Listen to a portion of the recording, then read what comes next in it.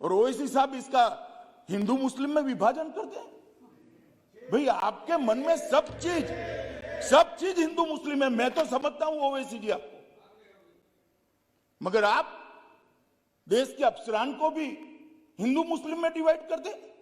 क्या कंसेप्ट है आपका?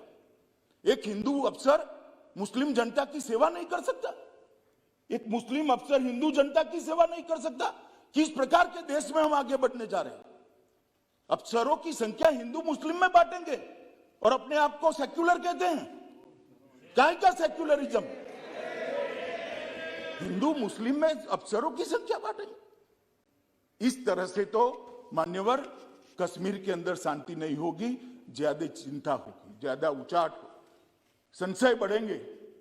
मेरा सभी से निवेदन है कि इस तरह से नहीं करना चाहिए। अभी उन्होंने एक और निवेदन कर दिया मान्यवर कि 2G से 4G विदेशियों के दबाव में किया है। ओवैसी साहब को मालूम नहीं है जिसका वो समर्थन करते थे वो यूपीए की सरकार चली गई है। ये नरेंद्र मोदी की भारतीय जनता पार्टी की सरकार है।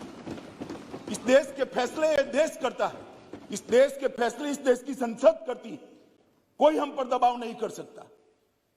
और हमने उसको इसलिए रिस्ट्रिक्ट किया था मान्यवर कि कुछ संभलने के लिए समय चाहिए था। अफवाहें न फैलाई जाए इसके लिए एक समय चाहिए था। और आप हमें पूछ रहे हो भाई अधीर रंजन जी 2G और 4G, आपने तो मोबाइल ही बंद कर दिए थे और 20 साल तक बंद कर दिए थे। वाजपेयी जी की सरकार ने आकर 2G 4G छोड़ो, मोबाइल सर्विस ही बंद कर दी थी। कहां गए थे उस वक्त सारे अधिकार? मैं आपको पूछना चाहता हूं माननीय आपके माध्यम से, कहां गए थे सारे अधिकार?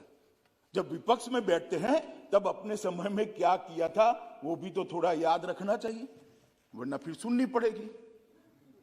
मान्यवर ये हमें 4G और 2G का कह रहे, मैं अभी भी कहता हूं कि सबसे बड़ा नागरिक का अधिकार है सुख और शांति से रहने का, सलामती के साथ रहने का। सलामती जहां नहीं होगी वहां सारे अधिकारों का कोई मतलब नहीं। ये नई फैशन शुरू हो गई। मान्यवर मैं कहना चाहता हूं कि ये जो लोग कह रहे हैं कि हम विदेश के दबाव में आकर कह रहे हैं, मैं उनको पूछना चाहता हूं कि किसके दबाव के अंदर धारा 370 को इतने समय तक चालू रखा आपने? ये तो जरा बता दीजिए, किसका दबाव था? कौन प्रेशराइज करता था? अभी किसी ने कह दिया बड़े बड़े साहित्यिक शब्दों के साथ कि शासन का जनता से वादा था, एक एग्रीमेंट था। भाई मैं तो एग्रीमेंट को बारीकी से पढ़ता हूं और मैं तो मानता हूं कि पूर्ववर्ती सरकारों ने भी जो वादे करे हैं उसको ध्यान से पढ़ने चाहिए और इसका अमल करना चाहिए। 370 के बारे में कहा गया कि 370 और 35 से वो देश की सरकार का जम्मू कश्मीर की जनता से एग्रीमेंट था। एग्रीमेंट जरूर था मगर उसमें टेम्पररी शब्द आप भूल जाते हैं पढ़ने का। ये टेम्पररी था। और जो मेरा हिसाब पूछ रहे 17 महीने में स्टेटहुड कब दोगे, स्टेटहुड कब दोगे, स्टेटहुड कब दोगे, हम जरूर देंगे। मगर मैं उनको पूछना चाहता हूं, ये मैंने भी कहा है स्टेटहुड टेम्पररी है, मगर आप 17 महीने में हिसाब मांगते हो तो टेम्पररी 370 साल तक चली, उस वक्त क्यों हिसाब नहीं मांगते थे? एक टेम्पररी प्रोविजन कब तक टेम्पररी रहेगा? टेम्पररी प्रोविजन को क्यों उखाड़ नहीं देते यार? क्यों कोई पूछता नहीं था? क्योंकि वोट बैंक की राजनीति करनी थी। ये सरकार वोट बैंक की राजनीति से नहीं चलती।